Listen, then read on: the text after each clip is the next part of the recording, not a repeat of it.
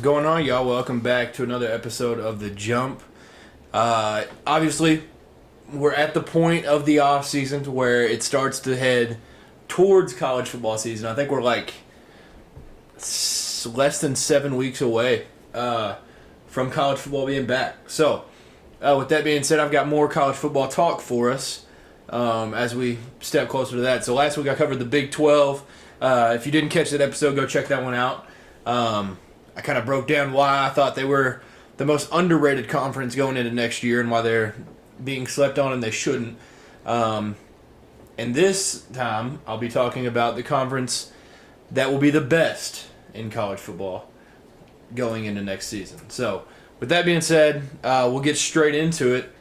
That conference is the Southeastern Conference. The SEC has this track record of being the best or the second best conference in, most sports, honestly, but football, they've reigned dominant. Absolute dominance. Up until this year, Michigan finally won one. It's the first one since Ohio State in 2014. That was the first one for the Big Ten, and that's really the only conference that you can argue with the SEC. But the SEC, obviously, it's a big change. We added, I say we because for those of y'all that are tuning in that don't know, I'm a Kentucky fan.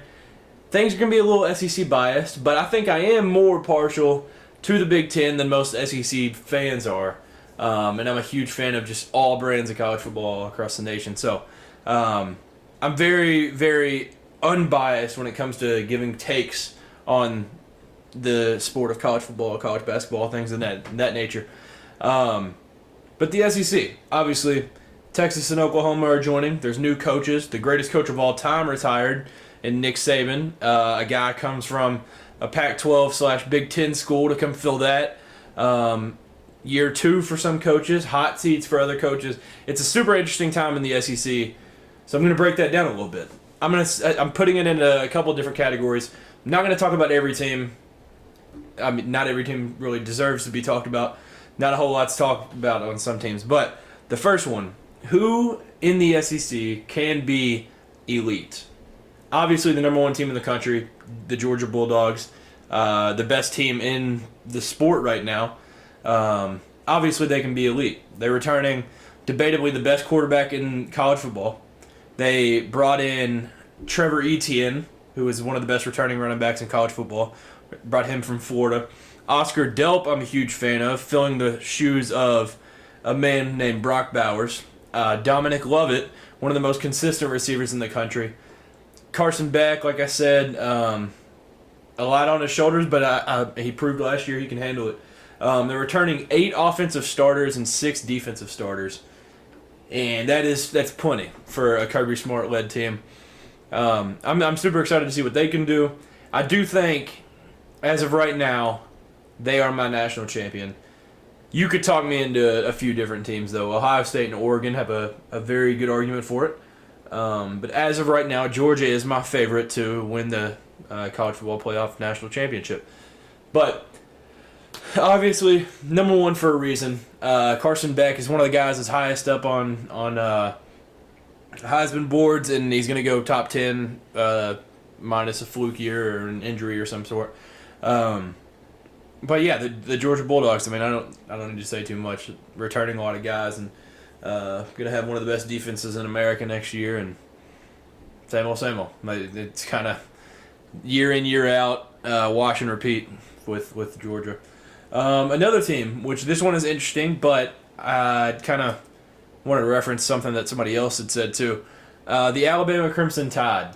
Obviously, Jalen Milroe last year was the kind of the talk of the town. He was the starter, played awful against Texas, and I believe that was his last game as a starter at the beginning of the year.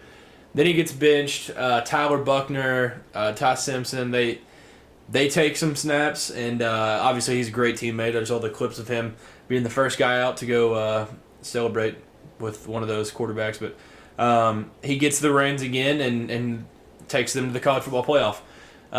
Beats the best team in the country in Georgia. So obviously he's kind of the talk going into next year, him playing for Coach DeBoer when he was under Saban. But I think it is interesting to note Tommy Reese was the offensive coordinator for him last year, not the same offensive coordinator this year. So obviously he's got to take a step up. He's got to be better. People talk themselves into how good he really was. He wasn't bad by any means. I'm not saying that. But for them to be what they could possibly be, Jalen Milroe has to blow out what he did at any point of last season, because the last season was not good enough. And obviously he showed flashes, and I think that I do truly believe that he can take a step up and be a Heisman contender this season. And I think he can kind of lead them. And obviously their wide receiver core is down a little bit from what it used to be. And they lost a couple big key pieces offensively. But once again, it's Alabama. They brought in I think the third best transfer class. So obviously not a lot of returners after Saban had announced his departure. But yeah, they'll have a lot of good dudes. Third best transfer class, like I said. Another team, Ole Miss. They are returning 15 starters from last year. They're returning 8 offensive starters. And I want to note, they they returned 8 offense, 6 defense, and I think it was their kicker, punter, something. But 15 starters are returning for Ole Miss. 15 is a great number to have. There's only one team in America that's returning every starter, and that's Virginia Tech. That's an interesting team that I'll talk about when I get to the ACC. But the thing with Ole Miss, they have Mr. Portal as their head coach. Lane Kiffin brings in the number 1 transfer portal class, and it's, Walter Nolan is I think he was the best transfer. He was the number 1 player in his class when he went to A&M. But they get him. I expect a huge year out of Ulysses Bentley, the 4th. After he's not going to have to share as many snaps now. Obviously, the receiving core is crazy. Trey Harris, one of the best receivers in the SEC. It's just high expectations for those guys out there in Ole Miss. Jackson Dart, I'm still not a complete believer because just how much I've watched him, but he can manage a game as good as anybody in the SEC. And I think that's what they're going to need for this year. They've got the weapons on the outside. They've got the trenches done pretty well. So Ole Miss is another team that could be elite. And then one of the newcomers, Texas. They have, in my opinion, the best quarterback in college football. They bring in a couple weapons that I mentioned. Amari Niblack and Isaiah Bond from Alabama. 2 very good players. Silas Bolden from Oregon State. They literally called him, what was his nickname? Like the Beaver Joystick or something. I don't remember what commentator it was that gave him that name. And then they bring in, which this one doesn't have as much effect because these positions are harder to take over games. But my favorite DB outside of my Kentucky Wildcats last year, Andrew Makuba from Clemson. So he returns home, and they did one heck of a job recruiting in the portal. And then obviously they returned a few guys already. So they lost pretty big. Xavier Worthy, Adnan Mitchell, Jonathan Brooks. They lost some names, but they did a very good job of replacing them. And they have one of the best offensive minds in all of college football. So I think it's a team that's definitely going to be one to watch out for come the fall. Then I have a few notable teams that I don't think will be on the level of those other teams, but definitely need to mention them. Missouri. I think they were left off the top 25 best teams in college football on the game, which was definitely a mistake. But they went 11-2 last year, beating Ohio State in their bowl game. They bring back a ton of production from last year. They do lose the guy that I thought was the most important player on the team, and it wasn't an unpopular opinion, and I thought that, Cody Schrader. But that's about the only guy they lost. They replaced him with 2 solid transfer running backs, Marcus Carroll and Nate Doell. And I think they'll probably share some snaps. I think they're both seniors, so they'll have a lot of touches there. And then they bring back the best receiver in college football, in my opinion, Luther Burden, and they get Theo Weiss back, his partner in crime. So Missouri is definitely going to be a team to watch out for. I don't know if 11-2 is going to happen again, but we'll see. Tennessee. Obviously, when you have a 5-star quarterback who is one of the best quarterbacks in his class, And he hasn't proven to show that he doesn't deserve that ranking yet. Obviously, when you have that guy, you're going to have a chance to do something special. Nico Yamaleava, big year expected out of him. I feel like this is the year. Obviously, Joe Milton was there last year. It's his now. Like, he's got to sit back, learn a little bit. Like, he got to learn a little bit from Hendon, even though Hendon was hurt 2 years ago whenever he was an early enrollee. But they returned 9 starters. Squirrel White and Brew McCoy are back. So the receiver core of the Josh Heupel era is still holding strong. They get Dylan Sampson back, who is one of Cade's favorite players.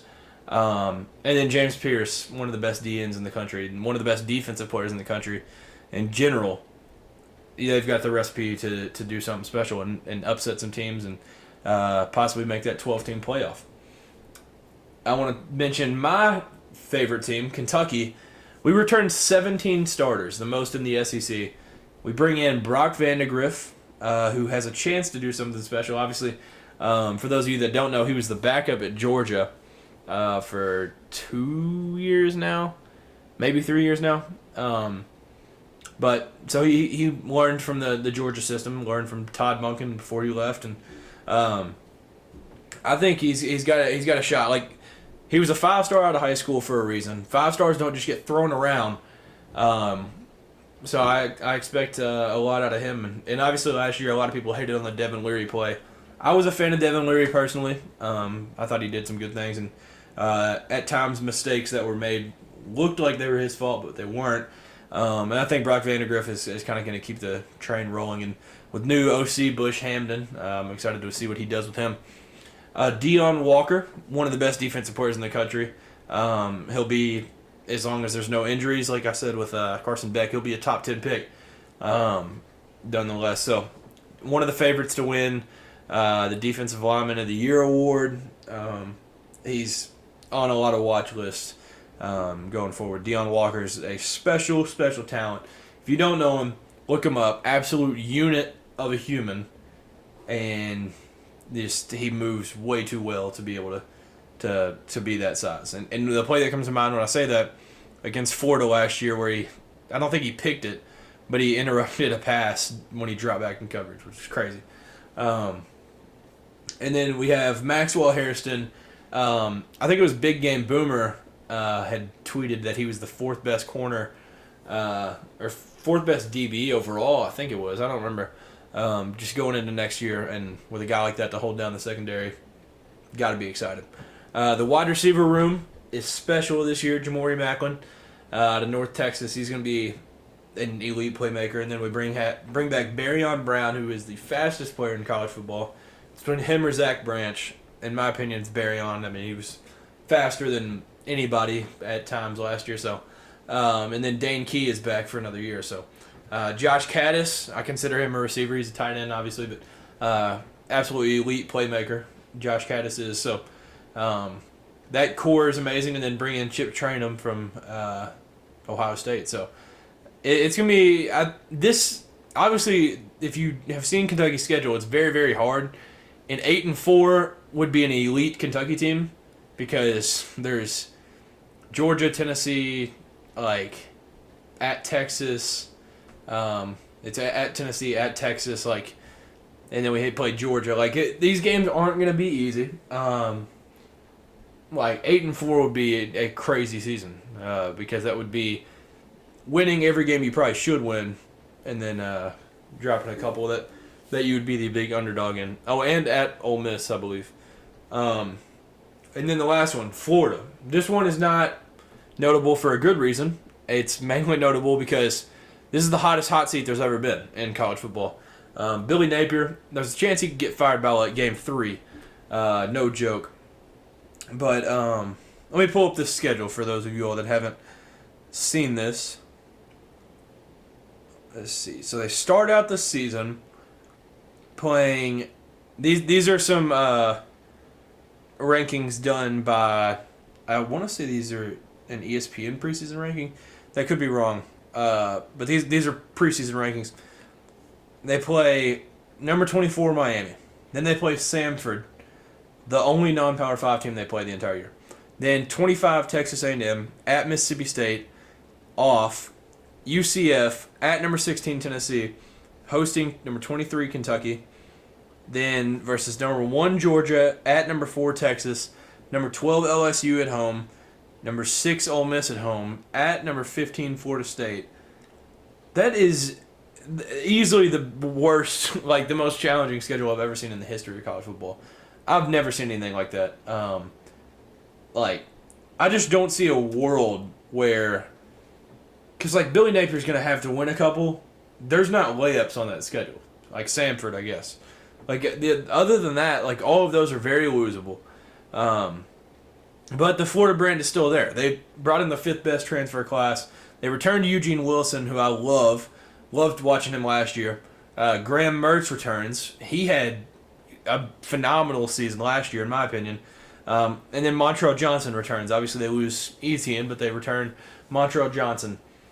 But there's the schedule. That's the issue at the end of the day, is that schedule is not going to do Billy Napier any favors, and there's a chance he doesn't last halfway through the season, sadly. I feel like Billy Napier's a pretty good coach, but he hadn't necessarily been given a fair shake in his time in Gainesville. I guess I'll look at these other teams and then give like a quick thought on them. Because I don't have much to say about like most of these teams. Okay, so I referenced Alabama. Arkansas, that's another hot seat. Sam Pittman, a lot to prove this year. Auburn, year 2, Hugh Freeze, Peyton Thorne. I think he could be good. There's a lot of disbelievers in Peyton Thorne, though. So we'll see how that goes for Auburn. I'm not super optimistic about them. Florida, Georgia, Kentucky, you talked about the LSU. I'm a big fan of Nussmeier, but I think it's going to take a dip because, I mean, LSU's going to have some good receiver play, but it's not going to be elite like it was last year. So I think that'll be a little drop off for LSU. Mississippi State, they're going to score. They brought in Jeff Lebby from Oklahoma. I think in their spring game they scored like 9,000 points with one of the teams. So we'll see how they go. I mean, they're going to score nonetheless. So we'll see how that goes. Oklahoma, Jackson Arnold. It'll be his first year starting. I think they'll be fine in the SEC. Obviously, they play some tough games, but I want to say they host Alabama. I don't remember their schedule off the top of my head. South Carolina. That's a super interesting team because they host a few games that are very winnable, but obviously the loss of Spencer Rattler is huge. They have Lenore Seller, I think is his name, that's going to be quarterback this next year. So we'll see how he does, but they lose Juice Wells to Ole Miss in the portal. So I don't know. I don't know what to expect for Beamer Ball going into this year. Legitimately have no idea what my opinion is on that. I mean, I still don't think he's a great coach. Obviously, his dad was, but Shane Beamer, we'll see how he does this year without Rattler for the first time in a few years. Then you get I talked about Ole Miss, South Carolina, Tennessee, Texas, Texas A&M. I think they're the one. Yeah, they start out with a Notre Dame game early, and if Notre Dame wins that one, if y'all haven't seen their schedule, they're just absolutely cakewalk too. But that'll be a good test early. I think Riley Leonard will be their quarterback this year, and that's going to be a great test for them. And I didn't make that connection that Riley Leonard will be playing his old coach, Mike Elko, who's at A&M now. But A&M brought in a good transfer class, and so I'm excited to see how the Elko experiment goes in College Station. And then lastly, Vanderbilt. I do think Clark Lee is a good coach. Then again, it's Vanderbilt. So not a lot of wins in their future, in my opinion. I don't foresee a whole lot for them, but we'll see. So that's my SEC overview. Obviously, on some of those teams, I don't care enough to even spend a lot of time on them. But every team has a chance to do something special, and obviously, every fan base is going to think they're going to win the national championship. So and that they should believe that. That's being a good fan. So to start to wrap this up a little bit, this is the time of the year that, like I said, it feels like a wind down of college football. Like you're headed towards it. Less than a week out from this is the last episode I'll do before that freaking college football 25 comes out. That's insane. I can't believe this is the world. Throw the LeBron meme on there. I can't believe this is my life. But with that being said, it's winding to like the SEC media days. I think are next week. But for those people fishing for comments and fishing for just good content, Mike Gundy delivered, as he always does. So, for those of you that may have tapped out of college football a little bit, Ollie Gordon, the best returning running back in college football this year. I don't know, that could be controversial, but in my opinion, he's the best returning running back. He got a DUI. Mike Gundy had some quotes. I'll throw one of them on the screen. First I thought, okay, so I looked it up on my phone. What would be the legal limit? Like in Oklahoma is .08, and Ollie was .1. So I looked it up, and it was based on body weight. Not to get into the legal side of it, but I thought really 2 or 3 beers or 4. I'm not justifying what Ollie did. I'm telling you what decision I made. Well, I thought I've probably done that 1,000 times in my life, and it's just fine. So I got lucky. People get lucky. Only Mike Gundy would say these things, and that is why he is the content king.